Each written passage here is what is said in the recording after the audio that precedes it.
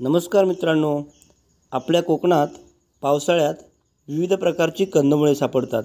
मित्रांनो, ज्यावेळी मे महिन्याच्या सुट्टीत मी माझ्या भाऊजींच्या नाटळ या गावी गेलो होतो, त्यावेळी त्यांनी मला सांगितलं होतं की पावसाळ्यात एक दिवशी आपल्या इकडे बिरमुळे मोठ्या प्रमाणावर भेटतात आणि त्यामुळे आज रविवार सुट्टीचा दिवस मी चाललो आहे भाऊजींच्या नाटळ या गावी कंदमुळे काढण्यासाठी।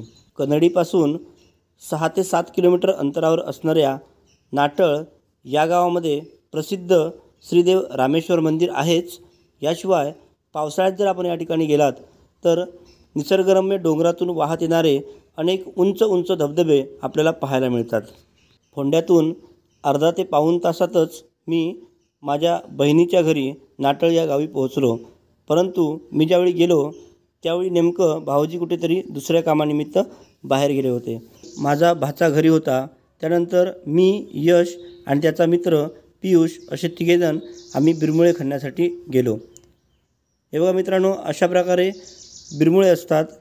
या ठिकाणी त्याची वेल असते, ती लाल रंगाची असते आणि पानं ही अशा प्रकारची असतात। साधारणतः 3 पानं तुम्हाला अशा प्रकारे पाहता येतील। त्यानंतर मग पियुष हा बिरमुळे शोधण्यात आणि बिरमुळे खणण्यात पटाईत होता। आम्ही सुरुवातीला जाताना एक कुदळ आमच्यासोबत नेलं होतं। त्या कुदळाच्या साहाय्याने पियुषने अगदी पटापट बिरमुळे खणायला सुरुवात केली। पियुषला बिरमुळ्याचा वेल माहिती असल्यामुळे अगदी सहजरित्या आणि पटापट तो बिरमुळ्याचे वेल शोधत होता आणि बिरमुळे खणून काढत होता आणि माझा भाचा यश ते बिरमुळे एका पिशवीमध्ये गोळा करत होता। पावसाळ्यात बिरमुळ्याच्याच वेलाप्रमाणे अनेक वेल असतात, त्यामुळे सर्वात महत्त्वाचं असतं की त्यातून बिरमुळ्याचा वेल शोधता येणं।